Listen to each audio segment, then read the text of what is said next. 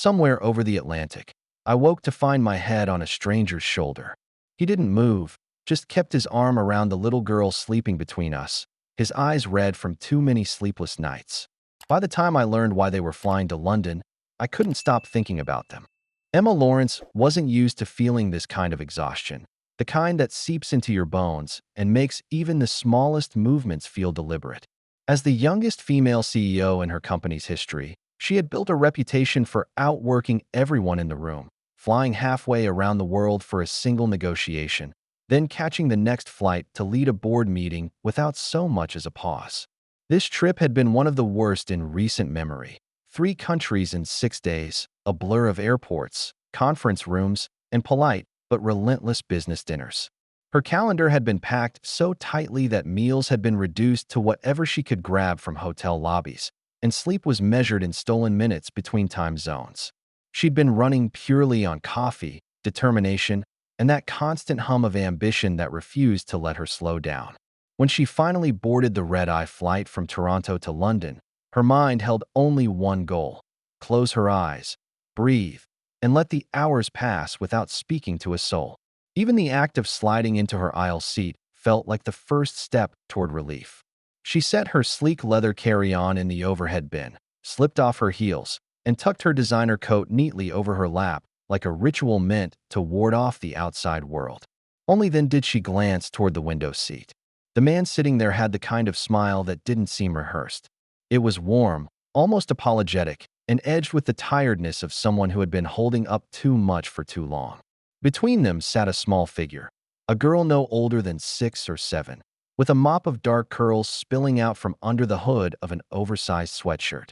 She hugged a stuffed bunny so tightly it seemed less like a toy and more like something essential, a talisman against everything frightening in the world. "Hi," the girl said, her voice soft but clear, an almost shy curiosity in her tone. Emma, who had perfected the art of polite disengagement during flights, managed a brief smile and a small nod before pulling the airline blanket up over her shoulder. She wasn't being rude. She simply had nothing left to give. Small talk felt impossible.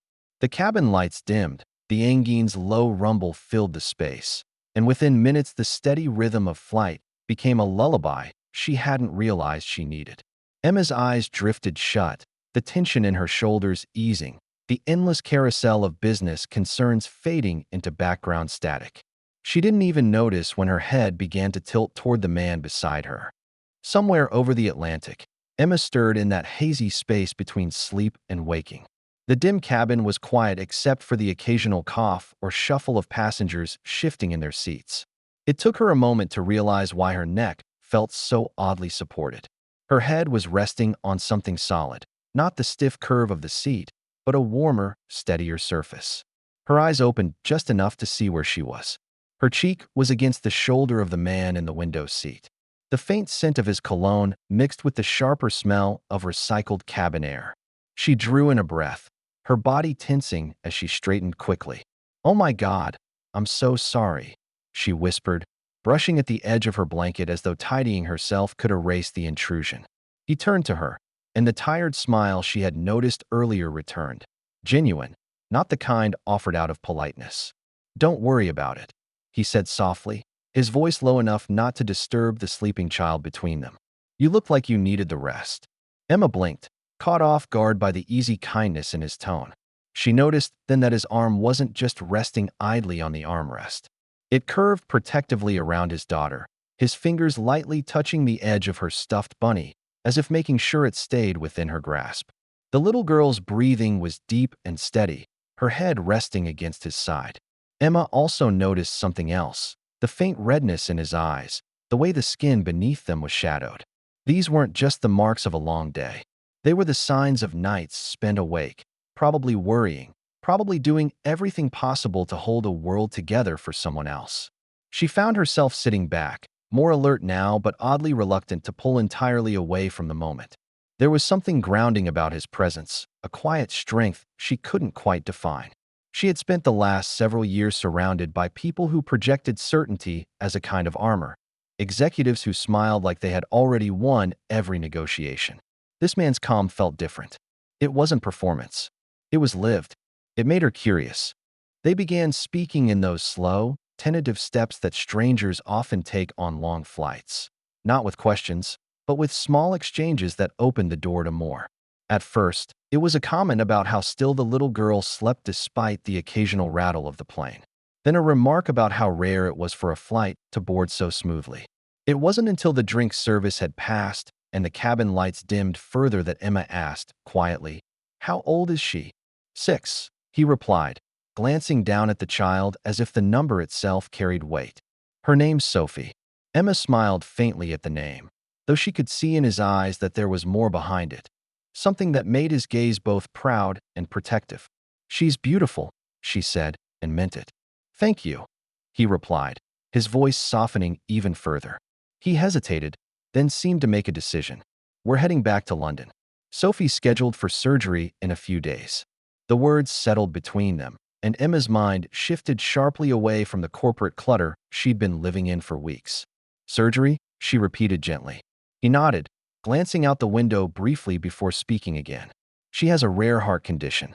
We've been in Canada for a series of consultations, but the surgery she needs can be done back home.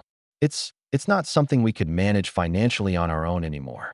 His eyes stayed on Sophie, his expression unreadable except for the tension in his jaw. "My friends from years back, old mates I haven't seen in ages, they pooled together, started a fundraiser. Without them," he trailed off, the rest of the sentence unnecessary. Emma listened, her fingers curling slightly in the fabric of the blanket. She had spent years making quick judgments in business, deciding whether a deal was worth the risk or if a partnership had enough potential to pursue. But this wasn't a deal. This was a father whose entire life revolved around the small figure sleeping beside him. He leaned back in his seat, exhaling through his nose as if releasing air he'd been holding in for months. "I just need her to get through this," he murmured. "Everything else will work itself out." Emma found herself nodding, not because she had something to add, but because she understood. It was strange how, for the first time in years, she wasn't thinking about market expansions, quarterly targets, or competitor strategies. She was thinking about how someone could carry this kind of love and fear all at once and still find the strength to smile at a stranger on a flight. The flight had been calm for hours, the engines humming steadily as the passengers settled into the rhythm of long-haul travel.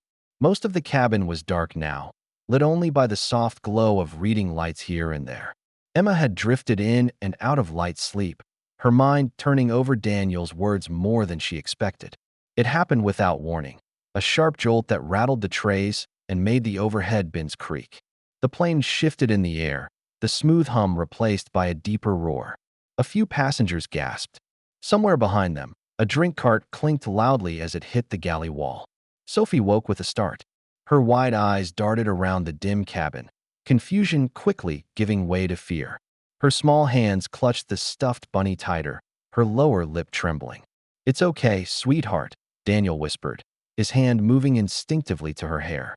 But Sophie's breathing was quick, shallow. She wasn't hearing him, not really. Her gaze was fixed on the window, as if the dark sky outside might swallow them whole. Before Emma could think twice, she leaned in slightly, her voice gentle but certain. "You know what's happening?" she asked Sophie, her tone conspiratorial, as though she was about to share a secret. The little girl shook her head quickly, eyes still wet. Emma pointed toward the ceiling, as if indicating something just beyond their sight. "There's a bunny up there in the cockpit," she said. "Not just any bunny, the bravest bunny pilot in the world. And sometimes, when the clouds get bumpy, she likes to steer the plane just a little faster to get us through.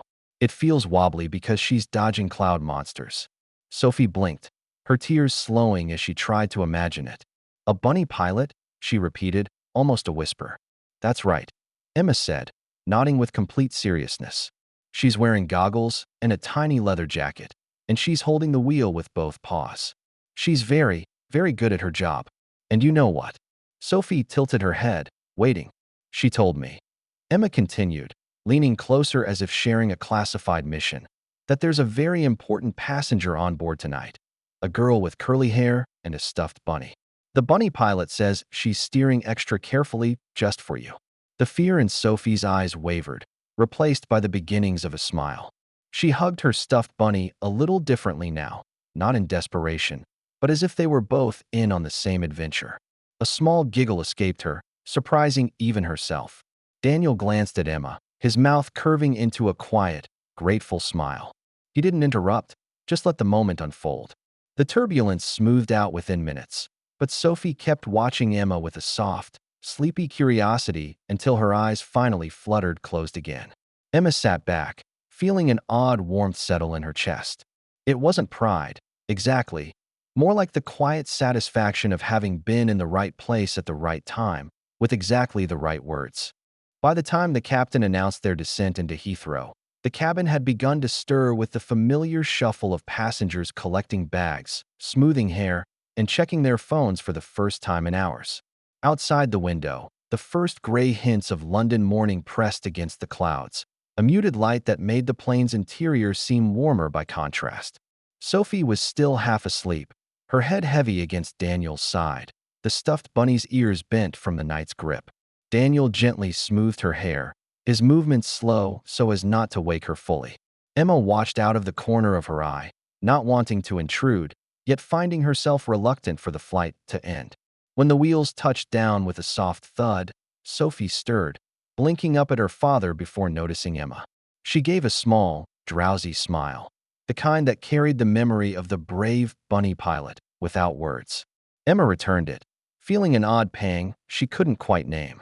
As passengers stood and reached for their belongings, Daniel turned to her. "Thank you," he said quietly, his voice low but steady. "For last night. For talking to her.